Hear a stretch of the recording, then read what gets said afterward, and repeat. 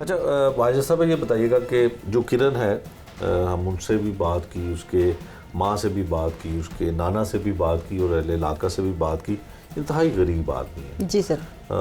دونوں ماں بیٹیاں لوگوں کے گھروں میں کاج کر کے تو اپنا گزر بسر کرتے ہیں. جی سر.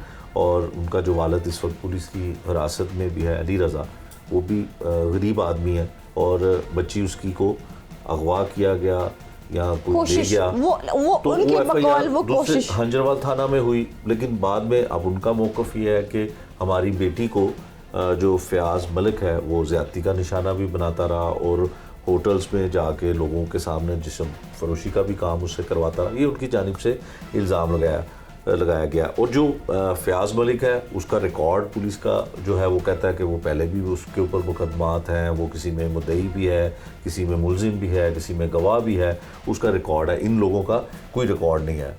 یقیناً جب حکام یا بڑے ایوانوں سے اٹھ کے لوگ ایسے جاتے ہیں کسی جگہ پہ تھانے میں تو لوگ فریاد کرتے ہیں, لوگ ریکویسٹ کرتے ہیں کہ ہماری پولیس بات نہیں سن رہی. سی ایم صاحب وہاں پہ گئے, سی ایم صاحب نے دیکھا کہ ناک کٹی ہوئی ہے ایک بندے کی, واویلا کر رہا ہے, اس کے خلاف اس جو ہے ایس ایچ او اس کو معطل کر دیا کہ کیوں مقدمہ درج نہیں کیا جاتا. لیکن جو انویسٹیگیشن چیزیں سامنے آئی ہیں اور جو ہم نے چیزیں دیکھی ہیں اس میں کچھ معاملہ کچھ حالات اس کے برعکس لگتے ہیں کہ ان کے ساتھ زیادتی. اور جو چونکہ ظاہر ہے سی ایم صاحب اس پہ کوئی اگر بڑے لیول پہ انکوائری کروائیں تو مجھے یہ لگتا ہے, میرا خیال ہے, ہو سکتا ہے یہ غلط ہو, کہ کرن کے والدین اور کرن جو ہے وہ بے قصور بھی ہوگی اور اس کے ساتھ زیادتی بھی ہوئی ہے. آپ یہ بتائیے گا جو فیاض ملک ہے جی سر, جس نے ایک مبینہ طور پہ جھوٹا مقدمہ درج کروایا ہوا, ابھی تک انویسٹیگیشن ہونا باقی ہے, کیا اس کی ریپوٹیشن ایسی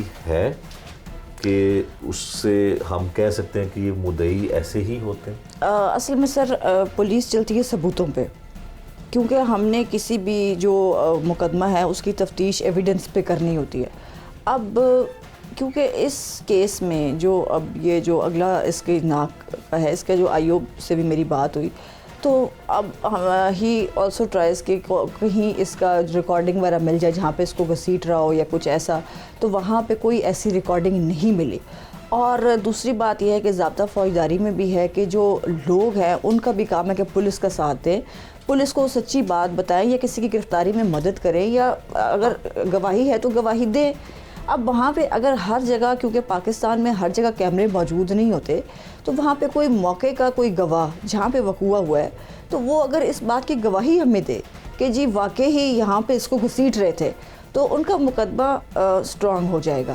لیکن چونکہ شاید اس کا گواہ ابھی نہیں مل پا رہا, کوئی جو لوگ دیکھ رہے تھے وہاں پہ آئیو گیا اس کا, اس نے چیک کیا ہے, لیکن وہ کہتا ہے کہ جی جو بھی لوگ تھے ریڈیو والے وہ یہی کہتے ہیں بس یہاں پہ لڑائی ہوئی تھی, آگے اس سے آگے کوئی بات کوئی بھی نہ کٹنے کی نہ کاٹنے کی کوئی ایسے ایویڈنس نہیں. اور اس میں کاز آف لڑائی کہ کس نے پہلے سٹارٹ کیا تھا, اس کا لڑکی کو گھسیٹنے کی بابت کوئی بیان ہمارے سامنے آتا یا کوئی انفارچونیٹلی ان کی کوئی ویڈیو فوٹیج نہیں آ سکی.